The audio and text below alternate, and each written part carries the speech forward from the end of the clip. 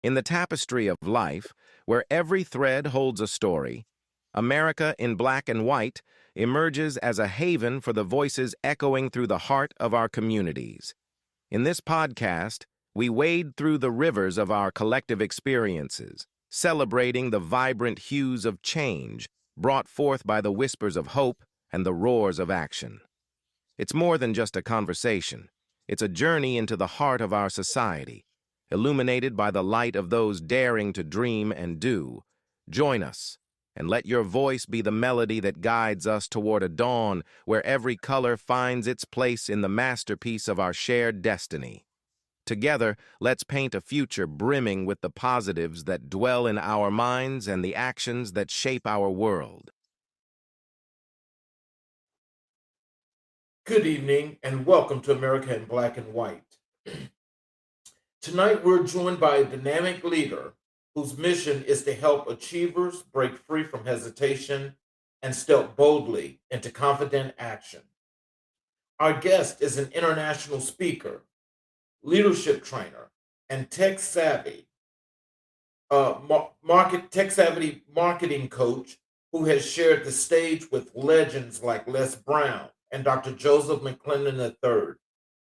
He has inspired audience from Atlanta to Sydney, Australia, and Montego Bay, Jamaica, equipping professionals to grow their influence, especially on LinkedIn through compelling messaging and smart tech tools. As an executive director with Maxwell Leadership and a certified neurosyncoding specialist, he empowers coaches, entrepreneurs, and leaders to get visible, add value, and make a greater impact, both online and offline. Please welcome to the stage Michael J. Pope Jr. Hello, sir. Hello, Charles. How you doing? I'm doing just excellent. Thanks for being here. Yeah. Is there anything you'd like to say to the audience before we get into the show? Yes, so greetings, everyone. As Charles mentioned, I am Michael Pope, international speaker, coach, and trainer, and I help high achievers stop hesitating and take bold action. Oh, wow. Yes. Very excited to be here. Well, I definitely appreciate it. And, so I'm going to start first by let's start with your journey and your story, and how you got to where you are now. Can you tell us what experiences shaped your outlook growing up? So for me, Charles, I grew up as a natural introvert, very low self-image, and I never saw myself as a leader. So growing up, I wouldn't speak up when moments showed up for me. And there's one pivotal moment that happened to me many years ago, back in 1994, at my grandfather's funeral. And he was a hero to me, Joseph Pope. So he was a hero to me, someone that I really looked up to. And at his funeral, they had an open invitation. They said, anyone who wants to come up and share remarks about Joe, come on up. And Charles, I sat there and I wanted to tell everyone in that room how amazing my grandfather was. But I allowed fear to keep me seated. Wow. And the regret of not taking advantage of that moment dealt with me for years. And it led me into the world of personal development. And that's really where my journey started, when I started reading books and attending certain seminars and really learning from mentors and coaches on how to grow my self-image. So then I'm assuming that is what's giving you this confidence to speak freely and to be a motivation to others. Yeah, absolutely. So I started when I started reading books. Actually, the first book that I ran into was I met a mentor named Percy. And I remember asking Percy, I was like, Percy, how are you able to be so confident and have so much charisma with dealing with people? Because he was high school educated, but yet he commanded authority from people who had PhDs and other leaders just because of the way he carried himself. And Charles, he said, Michael, if I loan you a book, will you read it? And to be honest with you, I had just graduated from college. I wasn't a reader at all. I took the book with no intention of reading it ever, right? I put it on that shelf that we all have, that someday shelf, It just is a nice gesture. But fortunate for me, Percy followed up. He was a great mentor. He followed up and he said, hey, Michael, I just want to check in and see how that book is going. And Charles, I gave him so many excuses, from being busy at work to spending time with my family and all types of excuses. And so Percy challenged me a little bit. He said, "Hey, you think maybe you can handle one chapter?" I was like, "Sure, I can handle one chapter." He said, "Go grab the book." So I went and grabbed the book. And the book was The Magic of Thinking Big. And he said, "Turn to chapter 2, and I want you to read that chapter." He said, "Read the title out loud." So I opened it up. Chapter 2 said, "Cure yourself of excuse-itis, the failure disease." And I remember reading that, and it felt like a gut punch. So I read that chapter, and I realized that every failure in my life was a result of excuses I've been making. So those moments when I didn't raise my hand and speak up when I had an idea, or when I wanted to share a thought or share some remarks about someone, they were just excuses that kept me seated. And so that led me into the world of personal development. And I became a reader, a studier of personal development. I'll never go back. So, who were your biggest influences in your formative years? Yeah, so my grandpa Joe was a big one for me, even though I never saw him as a leader, because right, he was a hard-working, honest person, but I didn't understand what leadership was. And so some of the people that really helped develop me was what I saw on television. So in a lot of times I was watching martial arts movies. So it's people like Bruce Lee and the way he thought and the way he carried himself. Like I kind of emulated that. And then it was other people like, listening to the Dr. Kings of the world. So hearing Dr. King's speeches.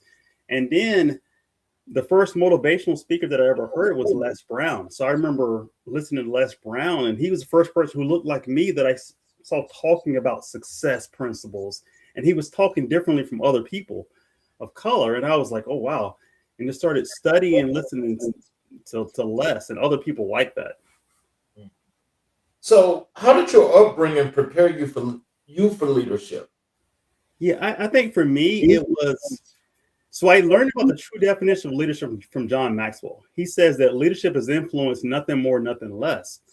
And so once I learned those words from one of his books, I went back and started reflecting on the people I had grown up around. So people like my great grandfather, who he was a yardsman, and he did janitorial type work. However, I remember he was always extremely honest. And even as a little boy, when I would be helping him on his job, he let me know. He said, "Hey, we're going into these people's houses." He said, your job is to pick up the trash. He said, "Don't touch anything that you see on their desk or on their chairs." He said, "If it's not in the trash can, you leave it alone." And he kind of implanted those seeds in me of being honest everywhere I was at. And I had other family members who taught me about being respectful, right? Speaking to everyone you walk into a room, and just dressing people with respect. And I started realizing that they were leaders, even though they didn't have a quote unquote title for leadership. They were exemplifying leadership qualities. And I try to use those throughout my life. My grandpa Joe, I remember he received the Thomas Jefferson Servant Leadership Award. And I actually keep his award on my desk. Normally I don't see it. Oh, there it is. I keep his award on my desk. And the Thomas Jefferson Servant Leadership Award. So I'll hold up here. Oh, wow, that's nice. And on the back of it, it says, "In recognition of outstanding public service." Mm-hmm. And my grandpa Joe, so he was a double amputee, Charles. So below the knee, both his legs were cut off when I was 8 years old. Mm-hmm. But I still saw my grandpa walk around serving neighbors. Even with no legs, he would drive some of the neighbors to doctor's appointments, and he would take them to grocery stores. And as a young boy, I thought it was crazy. I was like, why don't you just stay in bed? I mean, I didn't understand why he wouldn't just let people take care of him versus him taking care of other people. But I remember him telling me, he said, "Michael, it's not about the award. You have to make serving others part of who you are." And I didn't get it at first, but looking back over the example that he shared and other family members, I'm like, I understand it now. And so that's part of my DNA now, right? Serving other people. I do it all the time now. So, as you think about how this culmination brought you into leadership, did it help you to come up with what you consider to be your leadership style and how you actually apply it? Absolutely. Right. So I am a servant first leader. Anytime, even before I ever try to convert someone to be a client, I always look for opportunities to add value to them. So right now I'm part of Maxwell Leadership's faculty. So a paid member on John Maxwell's team. And the reason why I got that position was because during COVID, when I was on his team, I was reaching out to people, helping them with technology. That's my background, technology. When COVID hit, people were like, how do I use this thing called Zoom? And how do I set up this? Right? People were really struggling with technology. And so I volunteered. I would tell people, hey, let's hop on a Zoom. I can help you navigate this. I'll show you how to use Zoom correctly and different things. And word got around about me volunteering my time to help people out, right? Adding value to people without asking for anything in return. And that opened up opportunities for me. And it continues to open up opportunities for me as well. So, yes. Well, so can you tell us this? How did you get to your why, your motivation for what you do? Yeah. So for me, growing up as a natural introvert, terrified of public speaking, once I overcame those fears, I started realizing that my life has been impacted by other people speaking to me, right? Typically from a stage or from a book. And so I knew that I wanted to be able to do the same, which is why I became a speaker, which is why I became an author as well, because I want to be able to impact people that one to many and just make a change around the world, right? Impact people everywhere I go. So what challenges did you face early on and how did you overcome them? So the biggest one for me was hesitation. Like I thought it was fear. I thought it was procrastination, but it was really hesitation.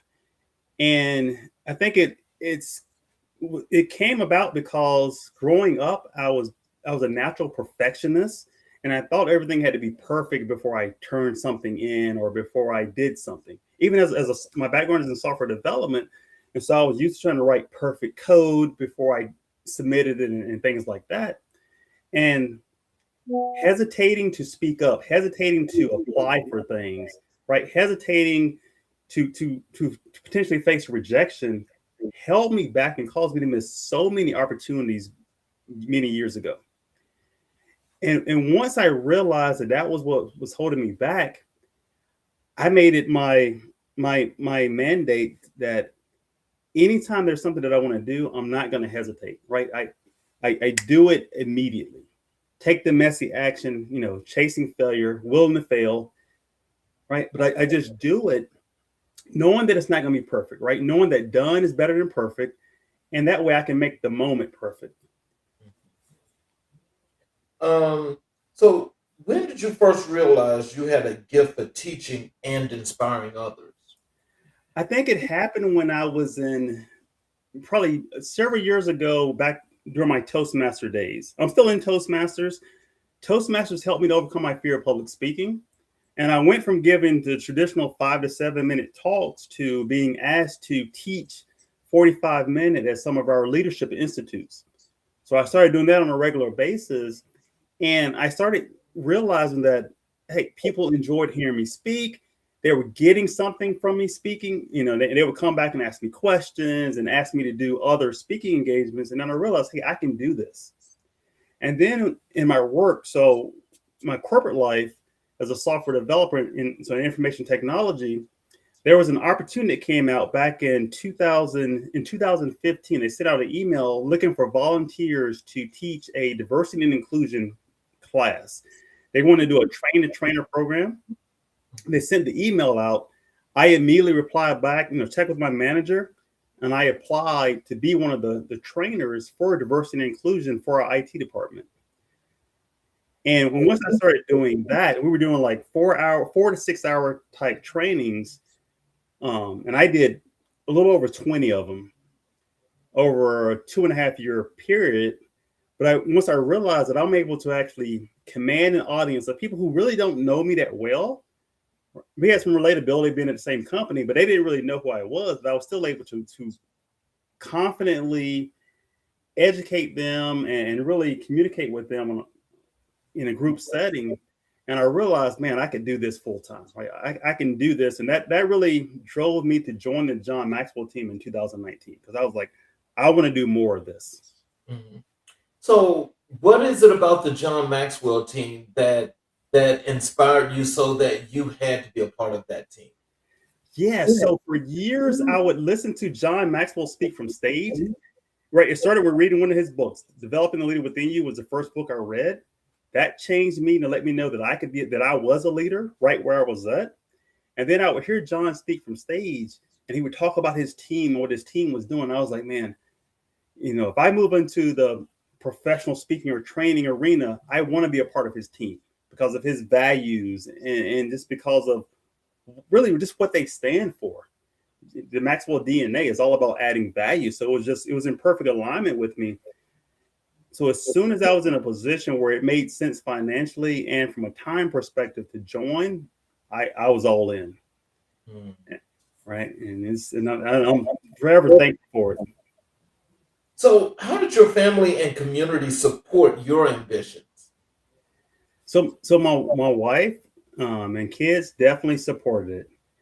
My wife and I had a discussion before I even joined the John Maxwell team, and we were like, "Hey, if we're going to do this, if we're going to invest money to join this team, we got to make it work." And I promised her that, "Hey, if I do it, I'm going to make it work. I'm going to make money with it. I'm going to be successful with it." And that's what I did. And she gave me the encouragement. Like, you're right. So my wife's been a stay-at-home mom for the last almost 19 years now. Oh, wow. So she's always, maintained the household. And if I needed to travel or do something, she would take on whatever needed to be done, right, to kind of fill that gap. And so that really helped me out. I also had other family members, uncles, cousins, mom, constantly giving me, accolades and just cheering me on, which is really good, right? It feels good to know that I have other people that believe in me, even though I had to learn how to first believe in myself. And I still work on that today, right? I'm constantly working on my belief because I know that that's important. I've got to believe in me first. However, I'm very thankful for all the other people who believe in me. So in thinking about all that, and especially with having a strong, supportive family, do you always hear in the back of your mind, do you always hear those words and the things you can imagine from your grandfather that pushes you and spurn you more? I do. Yeah.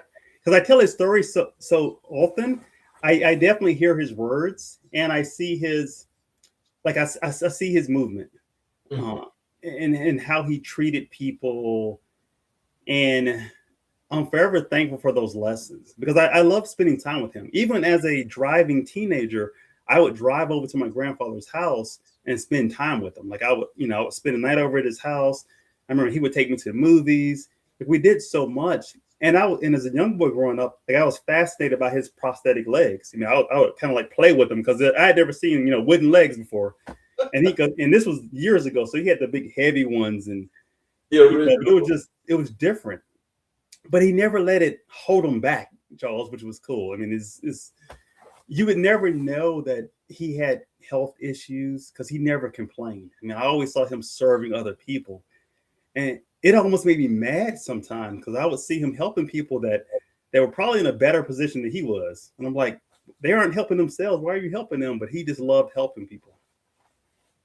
I think that's the thing about, as I think about when I was a little boy growing up, coming to teenager and so forth, that I remember that it didn't matter if it was like the older men or the older ladies.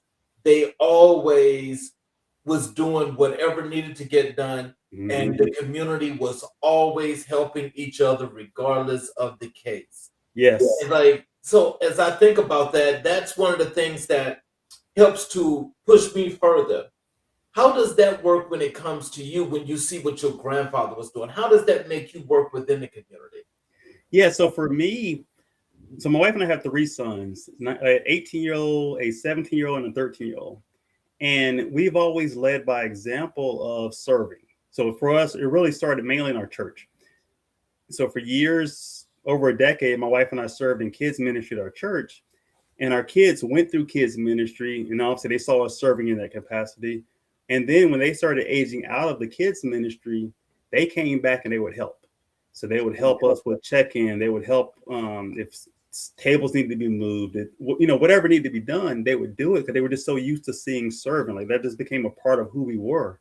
Mhm. And so that helped. And then also any other opportunities that we can serve, whether it's in the community or other places, I see it in them more, like being willing to volunteer for opportunities to speak or other things. Even if it scares them a little bit, just seeing them willing to do it because they've seen us do it. Mhm. And so that makes me feel good knowing that I am setting the proper example because they're always watching. So, was there a defining moment that shifted your career trajectory? I think for me, it was probably when I learned how to accept the fact that other people believed in me. Because Mhm. I would hear it from certain people, and like you hear it from family members, and you're like, okay, they have to say that, right? Like mom has to say that you're great, and things like that, right? It's like it's you kind of take it for granted. However, when I started having other people show that they believed in me by giving me opportunity, like one example is there's two sisters that I work with now, Kay and Shy, and I met them on the Maxwell team, and they gave me the first opportunity to be a part of a team on the Maxwell team because they were like, "Hey, Michael, we would love to have you be a faculty member on our team." And so they did that, which opened up doors for me. And then they left the Maxwell team and started their own coaching institute, Neuro Coding Institute, working with Joseph McClendon III. And they invited me to come over and help with that too, to be a part of that, which was really opened up doors for me, right? Like I would have never met Joseph McClendon III. And I had read one of his books many years ago that he wrote with Tony Robbins. And when I had the opportunity to meet him and become friends with him, like, I'm so thankful that they believed in me enough to put me in that environment. The same with Les Brown. Like, I've had an opportunity to speak on the same stage as Les 3 times now, meet with him, actually had an opportunity to interview him. And honestly, he if you ask him now, he doesn't know my name, but he recognized my face because he's seen me enough times, which is pretty cool. And that's all because people believed in me and I accepted it, right? I trusted them when they said, "Hey, you're good enough to be here." I believed it, and I acted on it. So I'm Wow. forever thankful for that. It sounds like, as you've gone through the time from from being young to being the person that you are right now, it seems like, you like to do the combination of not just the service but the teaching. Yes, Can you tell us what does the teaching do that helps to inspire you so much? yeah. For one, I learned it better, right? So anytime I'm teaching someone something, it forces me to really study it and learn it so that I can explain it. Hmm. And one of the things that Joseph McClendon always he taught me and he teaches other people is that we have to assassinate complexity. And what that means is making things as simple as possible so that anyone can understand it. And I've learned how to do that. And that continues to open up doors for me. One of the reasons why I'm able to teach for like the John Maxwell team, to teach the other speakers, trainers, and coaches and have them listen is because I know how to keep things very simple for them to make it where so they can understand it, but also so that they don't feel like belittled. Like some people can teach, but they'll make you feel dumb that you didn't know it. And Right. I know I don't do that. Like I've learned how to be patient thanks to relatives and grandparents and things helping me with that. And so I make it very simple for them to do. Make them feel empowered because they're doing the work. Even if I'm saying click here, click there, they still feel empowered and it makes them feel good. Wow. So, how did your journey lead you just to Maxwell leadership in general? Because I know that you saw things by passing, and Mhm. you got a chance to meet Les Brown, and you were reading books and so forth. But how did you actually get to Maxwell? Yeah, so it was funny because I knew about John's team, and the first couple times I heard about it, timing wasn't right. Like from a financial standpoint, and from with everything in my life, it was too busy. And then in 2019, one of my friends called me up. He said, "Hey, Mike," I said, "I just got the phone with this lady from the John Maxwell team." He said, "I'm considering joining," and I was like, "Really, you are?" And then yeah. He said, "Let me know if you're interested, and I can get you in contact with the person." I said, "Okay, I'll let you know." So I went and I talked to my wife about it.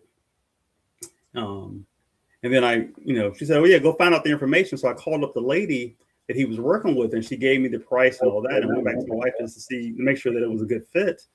Financially, we were fine with it, and it just made sense from where I was in my speaking career. That was the logical next step for me, because at that point, Charles, I was speaking for free a whole lot in other places, like especially in Toastmasters and in other clubs. I mean, I was constantly volunteering, speaking. I was already training people.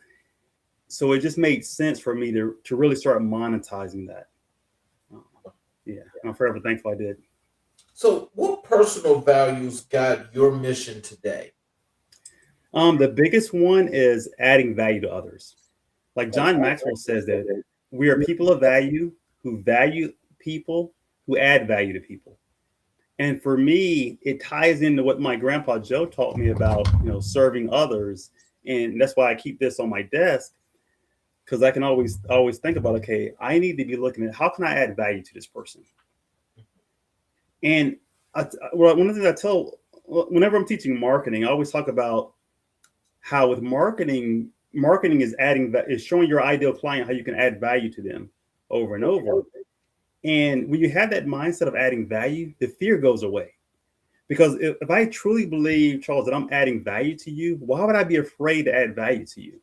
It doesn't make sense, right? Like if I was a waiter at a restaurant and I came and I wanted to offer you dessert, why would I be afraid to offer you dessert? Right? If I believe that I'm adding value, it's your choice whether you accept it or not. But it's like, hey, why would I ever have fear with that?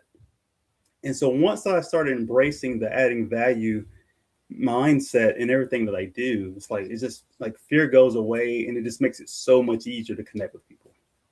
Wow. So, what advice would you give to young people starting their careers?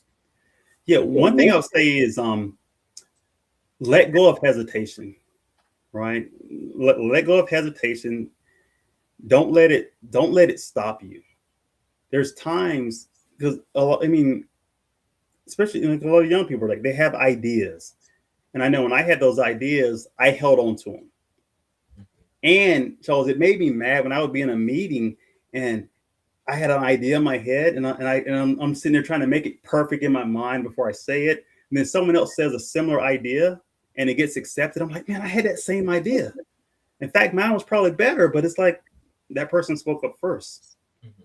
And so that's what I would tell them is don't hesitate. You've got to be willing to fail, and it's okay. Like failure isn't final. It's okay to fail. And I tell you, like I've seen this through my sons, especially in karate, watch them grow.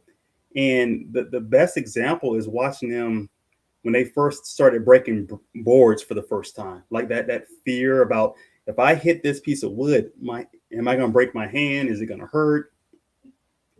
And obviously now they're confident.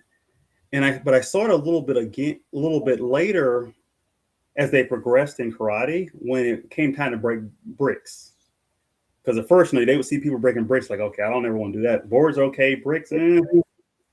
However, now, like my middle child, his name is Charles, and he's broken 3 bricks with his hand multiple times now. Wow. And it's just because he doesn't hesitate. And he realized that, okay, if I hesitate, I'm not going to break it. If I hesitate, if I second guess, I'm not going to break it. He knows he's got to go all the way through. And he's not aiming for the He's not aiming for the bricks. He's aiming past the bricks. And that's what I would tell these young people. It's like, you're not aiming for the thing that's right in front of you. You're aiming past it, right? You're not aiming for college. You're aiming for, okay, what am I going to do post college and all that, right? You got to see in the future. So let's talk a little bit about your work as a coach and a trainer. Yes, sir. And tell us, how did you transition into coaching and training professionals? Yeah. So when I joined the John Maxwell team, they talked about different paths you could be on. And initially, my goal was just to focus on speaking only. However, opportunities started showing up for me to start training other people, especially the coaches and other people will say, hey, okay, I know you can speak, but will you come and train us on this? And I started doing it, and I said, oh, I actually like this. And I actually like training better than, and like I love keynote. However, when you speak, like you speak on stage in front of a couple thousand people with confidence, they're getting something out of it. But in most cases, they're just taking notes.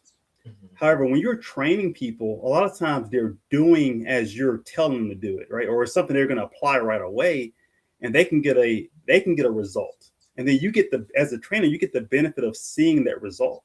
And the same with coaching, right? When I help someone go from that fear of marketing themselves or fear of setting something up because of technology or whatever is holding them back, and then they do it, they're like, man, I did this. And like, and then they feel good about, they're like, oh man, I would have never been able to do this without you. I'm like, you did the work. I'm like, I just told you where to click, but you had to do it. But it empowers them, and that makes me feel good. Mhm. Wow. So, what do you enjoy most about helping high achievers break free from hesitation?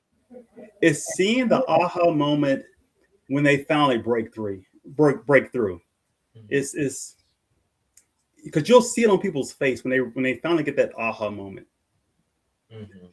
And I'll go back to the first time I saw my kids break bricks. They're surprised the first time they do it. They're like, "Oh, I actually did that!" Right? but the thing is, they're no longer surprised. They're not surprised the second time because they believe they're going to do it. Right? They already know. They're like, "Okay, I did it once. I can do it again." That's something that I love seeing with coaching clients. Is that once you have that breakthrough moment, they're like, "Okay, I've done this. I've proved it. I can do it again." And they got that level of confidence, and then you just move on to the whatever that next barrier is in front of them, and then work through that. So, what are some of the questions that your students ask you a lot? What is the most common question? Yeah, I think one is, so a lot of times, I mean, I get technical questions as well, but sometimes it'll just be like, it almost be like why do I need to promote myself? Because they'll say, well, if somebody wants to join my webinar, if someone wants to join my mastermind plan, like if someone wants to hire me to speak, like they'll reach out to me and find me, and I let them know it's like you've got to let go of the fear of self promotion. It's like if you don't get rid of the fear of self promotion, you're gonna be the best kept secret. And a lot of people, that's hard for them because if you grow up believing that you shouldn't be bragging and showing off, then you're not gonna post and let people know what you're gonna do. And I let them know it's like you're doing your potential clients a disservice by not making them aware of what you can do. Right? It's like if you know you can solve their problem, why are you not letting them know you can solve it? Because they're out there. Like they're hurting and they're looking for an answer. And what people don't realize is, like, you'll see people on stage speaking, and it'd be people in the audience. They'll be like, "Oh, I'm a better speaker than that person." Yeah, you might be, but however, when the event planner was looking to hire a speaker, they didn't know you existed, right? You didn't send a proposal. You don't have a video. They don't have any evidence that you can speak. In your mind, you might be better, but you're not applying for it. Whereas the other person, hey, he submitted 100 applications and he's speaking and putting videos out. Right? But that's probably the biggest thing is that question about the promoting part of it. Like, should I promote myself? Do I need to tell people? Do I really need to promote myself? Yeah. If you want to be found. So, how do you adapt your coaching methods for different industries? Yeah. So really, pretty much all industries have a lot of the same problems, Mhm. and a lot of them is dealing with self first. Mhm. And once you can really overcome self, like Joseph McClendon talks about the toxic 10, which is really those things like fear of doubt, fear of failure, procrastination, hesitation, overwhelmed, like all these different things. Most people deal with them. And so that's really where you start. Where I like to start first is figuring, okay, what are the emotions in your life that are holding you back?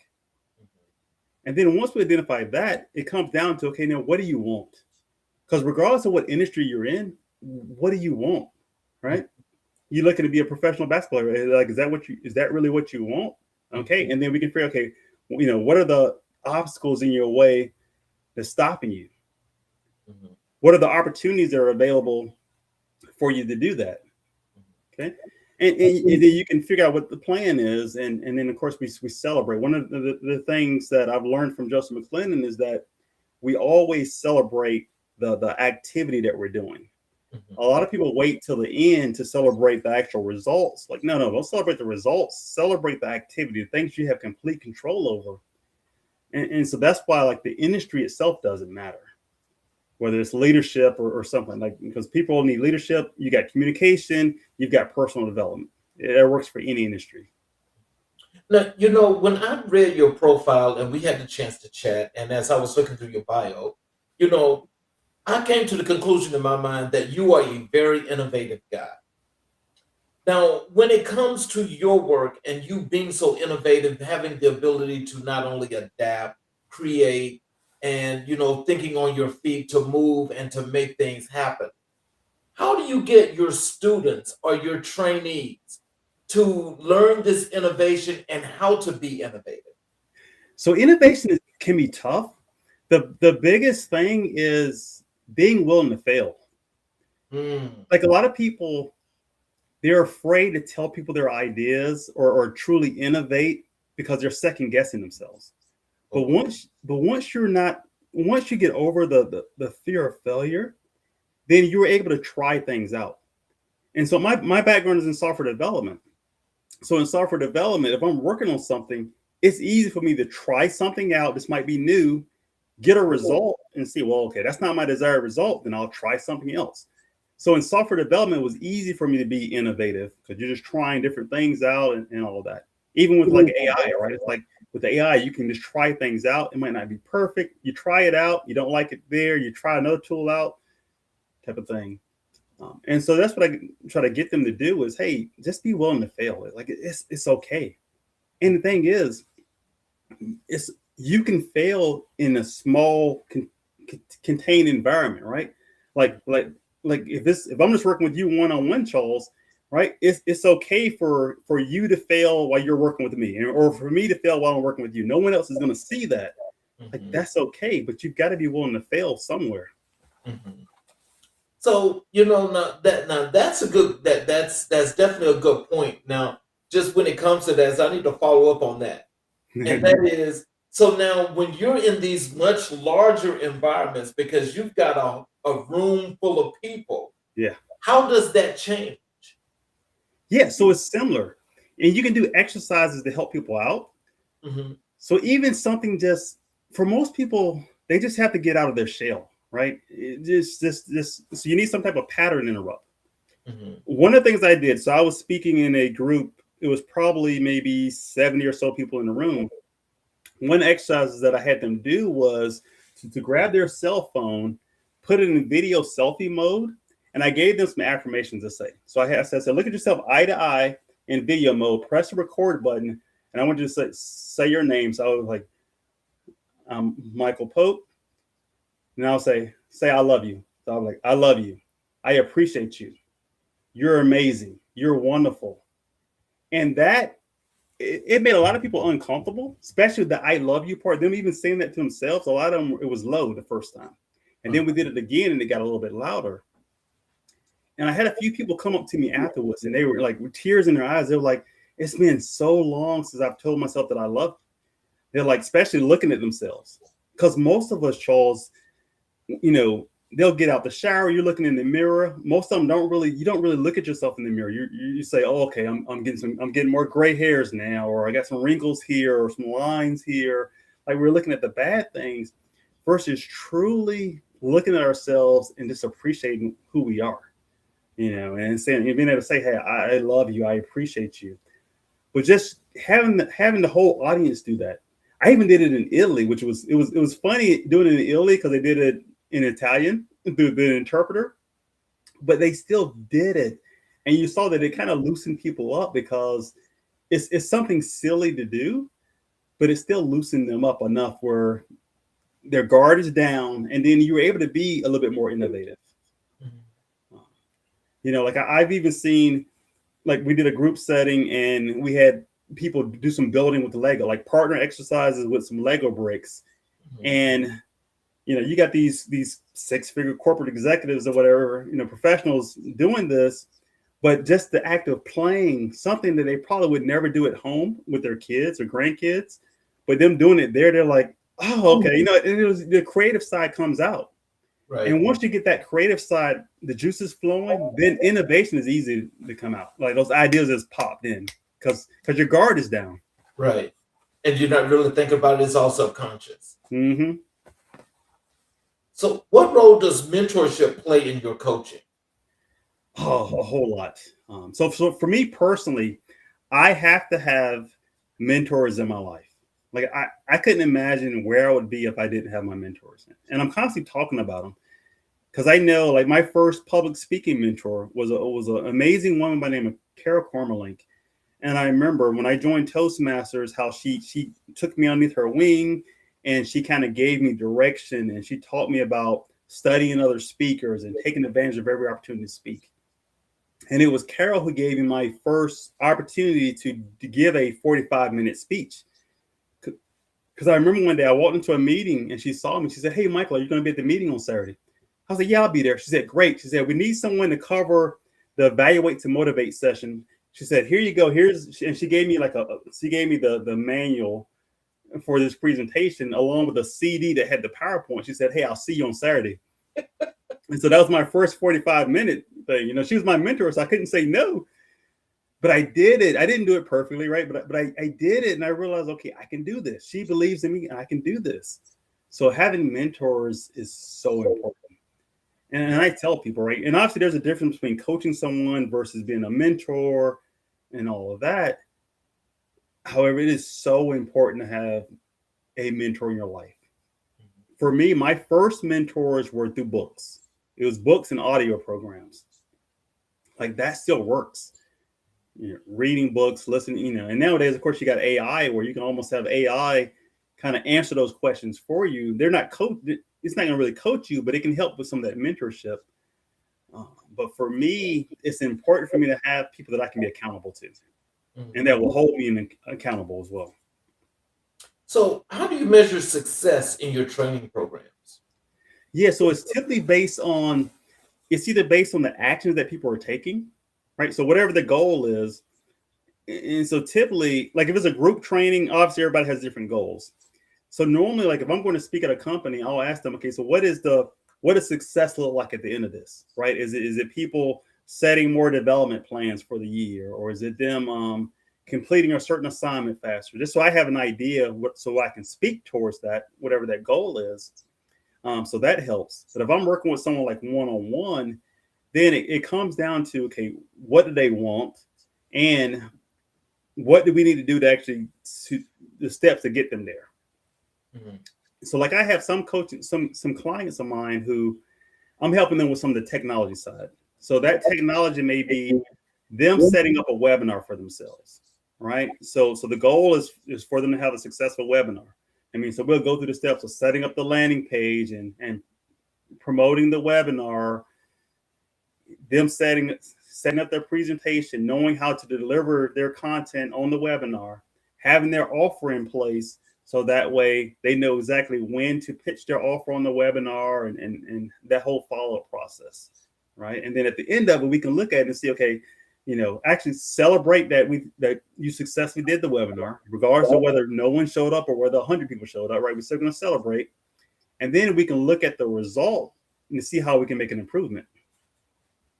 So the people that are looking at the show tonight, and let's say if they're interested and they want to be a part of this training program and having you as a coach or a trainer, can you tell them what are they going to get from you and what can they expect? Absolutely. So one of the things you're going to get from me, so two things. So one is the training. So if you bring me into your training, whether it's at a corporation or whether it's one-on-one training, what you're going to get from me is clarity on what your goals are, because that's the first thing. Like I'm gonna dig in, and we're gonna get clarity on what do you really want, because a lot of people don't know how to answer that question. Like Charles, I'll ask, you ask them, hey, what do you want? They'll say, well, I don't want this, I don't want that. Like, no, what do you want? Let's focus on what do you want. Get your mind focused there. And then we'll work through, okay, what's holding them back. So that's the main thing is we're going to figure out, okay, what do you want? And then we're going to put together a strategic plan, helping you be a doer. So my book is Doers Win the Day. And so a lot of my philosophy is based on being a doer, and doer is an acrostic, and I'll share the acrostic in a little bit, but I'll show you, how to actually have a plan, and then how to be a doer, and really how to win every single day. And the thing is, once you learn how to win the day, right, you're going to be winning your weeks, you're going to be winning your months, and then you're going to look back and you're going to say, hey, I won a whole year. And like, it works. Like I'm going to be in Orlando speaking at the end of the month. And one of the things I'm going to talk to him about is about winning the year, and how, because it's a goal achievement seminar. And I'm talking about how the last 12 months of my life, like some of the wins. And so for me, it was speaking internationally in Jamaica, speaking in Sydney, Australia, speaking in Rome, Italy, speaking on stage with on John Maxwell's stage this year. And also I spoke on stage with Les Brown and interviewed him and some other stages that I've been on. But it was all a part of me winning the year. But it starts first with knowing how to win the day. Right. And winning the day starts with knowing the night before, what do I want tomorrow's win to look like? It's like having that clarity, so that way you can wake up knowing, okay, this is what winning looks like. If I accomplish this, I won the day. So what's the most rewarding feedback you've received from a client? Wow, so much. Like I've had so many amazing testimonials. I'll say one from a speaking.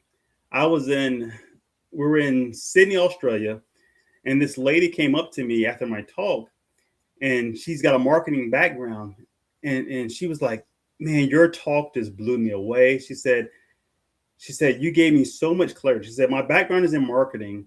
She said, but then I'm transitioning into being a coach, and it just didn't connect. Like she couldn't connect her corporate marketing background with marketing she needed for her coaching business.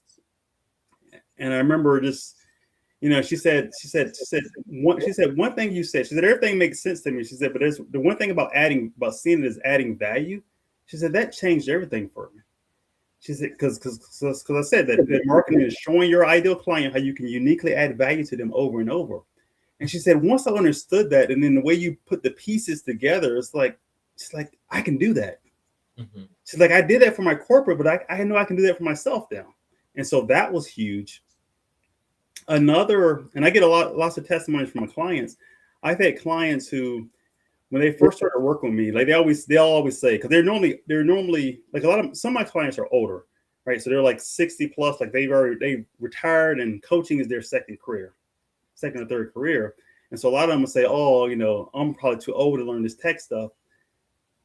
However, I had one yesterday, I think she's 70 something. And she was like, she said, Michael, the only reason why I'm able to do this is because of you. She said, people see me now and they say, hey, you're so tech savvy. She's like, honey, if you just knew. She's like, no, I've got somebody who's taught me how to do this. And now she's confident that she knows how to figure it out. Like I've shown her how to solve problems, to figure out how to do, like if you don't know how to do something, how to solve the problem yourself. But I get a lot of comments like that from people who just that freedom that they feel. It's a good feeling. So how do you keep your coaching methods fresh and relevant? The main way is I keep my mind fresh and relevant, right? Through reading books, constantly attending seminars, working with my mentors, right? And I'm a continuous learner. I'm a great student, And so I'm constantly studying. And I'll give you an example. So one thing is, I was earlier this year, I was asked to be a part of the team to help with to help support Go High Level, which is a software platform that the Maxwell team is using. And because of that, I started really studying it. And then I said, hey, I'm just going to go and I'm going to pay to get certified. So I paid myself to go through their certification program, got certified fairly quickly, attended their conference as well. But that's kind of how I stay fresh is saying, okay, I'm going to jump in and keep learning. If I'm asking my clients to learn and grow with me, I need to be learning as well. Wow. What challenges do coaches face in today's fast changing business world? One big one is technology. Technology is changing at a rapid pace, especially with AI. So I think one big challenge is them understanding, okay, what AI tools should I be using without getting confused, because there's so much, right? And you get distracted too. So learning how to effectively use like tools like some of these AI tools for their business and be productive versus playing around. Because it's easy to get caught up in the habit of playing around on social media or playing around as far as creating content or whatever you're doing and waste time. So that, I think that's one of the things that really holds them back. Another thing is it comes back down to fear, because a lot of the that I've worked with in the different industries that I'm different organizations that I'm with, a lot of them are transitioning from corporate America. So they're in corporate America, you're making a 6-figure income, you're comfortable, you've got a whole team of people doing stuff for you, and now you're a solopreneur. And you don't have anyone. If you're having problems with your email, you've got to figure it out or hire somebody to help you out, right? It's like you don't have anybody you can just go to say, hey, how do I do this? Or can you help me with that? And I think that's a big challenge for a lot of coaches, is they're like, okay, I'm great. You give me a client in front of me, I can talk to them, I can help them out. However, they're like, how do I get the people in front of me? Right. So it's that marketing challenge. How do I get people to even know that I exist? I know that I'm great. How do I let the world know? So that's a big challenge that really caused a lot of people to even leave this industry. People who are very qualified, however, they don't know how to get clients, which is a shame. Well, do you think because of the ever-changing things that's happening now with technology, that's expanding not just business but society in like exponential growth at a millisecond? Do you think that that's overwhelming, and it's so overwhelming that a lot of people aren't just willing to be patient enough to actually go through the process, learn the process, and then apply the process? Oh, absolutely. One of the things I hear from some people is they're like, well, why do I need to learn this now? Because I know it's going to change. 3 months from now, what I learned today is going to be like, especially with technology, because it changes so fast. They're like, why do I need to learn this version of Chat GDP and all this? Because I know it's just going to change in a few months. I'm like, no, you need to stay up with it. If this tool is part of your tools for your business, you need to go in and learn and embrace it. Figure out how to use it, right? Or hire someone who can use it for you effectively. But you can't just run and say it doesn't exist. Like there's still people who say, well, oh, I'm not going to use AI. AI is from the devil and all this type of stuff. It was like really, and, you're going to have to embrace it, or you're going to become irrelevant because you're going to get left behind. Well, I think that's going to happen to a lot of people because a lot of people still aren't willing to invest that time to learn AI. Yeah. How do you balance theory with practical application in your training? So one of the things that Joseph McClendon the third, he told me from day one, like when I joined his team as a faculty member, and he tells all the coaching students there, the specialists is what we call them. He said, we don't teach theory. And he said, so the first thing you need to do is you need to coach yourself first, right? Apply these principles, these processes to yourself first. So that's what I have to do. I have to make sure that I know it, I believe it on me first, that it works on me. And that keeps it from being theory. It's no longer theory if I've done it to myself. and then be willing to do it on other people and get feedback. Well, so how often do you do like these many projects that you show off to your class and you use them as examples? How often do you create those? I whew. So that just depends, right? Because that's a tough one. I teach so with the Maxwell team alone, I teach typically 4 to 6 hour long training sessions per month with them. And then with the Neuroencoding Institute, I teach on average 4 per month. So I'm constantly creating content and using people as examples and kind of walking them through, here's how you do X, Y, Z type of thing. And so we're constantly doing that on a regular basis. And so it causes me to learn and try. And I'll even like volunteer to help certain like potential coaching clients, but I'll help them for free to do something as a way of me practicing this and actually going through it, like explaining it to them. Okay, I'm like, okay, that worked. So then I know I can teach it to a group. Mhm. So, what's the one skill you believe every professional should master? I would say communication. I think in today's age, like communication has always been important. Today, because of AI, it is something that a lot of people are taking for granted now. Because years ago, like you would hear all the marketers would say content is king. Well, content is no longer king because of AI. Because I can take a 5-year-old and have a 5-year-old write a book, right? I can help a 5-year-old write a book using AI. So content is no longer king. However, communication is more important because nowadays, when you see content on LinkedIn or social media platform, we naturally assume the AI wrote it. So we're like, okay, that person didn't come up with those many words. AI wrote that. That's what people naturally assume. So your ability to verbally communicate is so important because when you're dealing with people, right? Because they don't want to deal with an AI video or AI chat. They want to talk to a person. That's most people's biggest complaint now. They go to a website and you can't even pay to talk to someone. You're like, please, I'll give you money. Can I talk to a human? I don't want to go through this little chat bot to answer questions and right? It's like, but communication, I think, is the number one skill. That's one thing that I have to agree with you on that, but I want to get your opinion on something here because what you said is something really key about the writing part. And like, I know how I love to write, and I know a few other people that say that they love to write.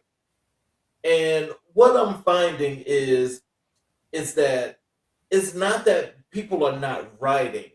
I think because of the overuse of AI, and when people actually write and craft things from them, where it take you a long time sometimes to write, depending upon what you're writing.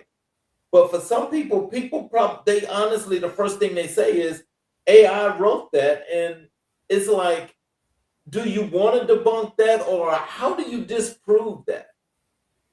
It's tough, right? Because the thing is, if you write something and if it's perfect, if it's too perfect, we're just going to assume that AI wrote it, right? Like you're not good enough. AI wrote it, and that's the same with books, Right. Right? It's like you look at it like you're like, oh, okay, AI wrote that, and it's tough. So and you'll hear the strategies of like of break the language, right? So you're like, okay, even if AI wrote it, you need to have some grammatical mistakes in there, add a story in there, some filler words or something, right? So like kind of mix it up a little, break it a little bit. However, at the end of the day, most people still believe that AI wrote it. And I think you just have to get past this. Like if they do, like it doesn't really matter who wrote it. It matters, is it information that can help you out? That's gonna hit whatever the goal is of this content. Like if I'm sending you an email, is this email clear enough to help you out? I mean, I can write it in my own words, or I can take half a second and let AI write it the way it should be written. Mhm. So like I love using